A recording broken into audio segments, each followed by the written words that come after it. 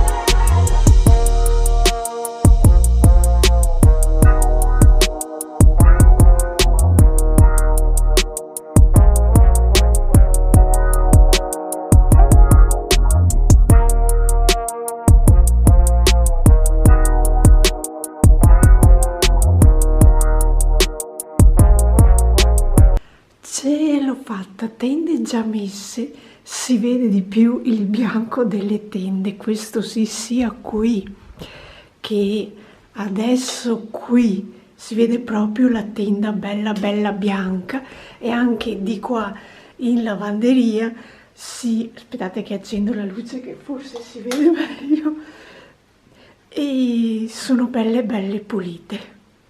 Dopo questa mattina che mi sono dedicata alle pulizie, volevo andare lì in quel pannocco dove c'è scritto Casa Insieme, e giusto lì nell'angolino c'è una pasticceria. Volevo farmi un giretto lì e vedere cosa che riesco a prendere, principalmente volevo andare per i baci di dama.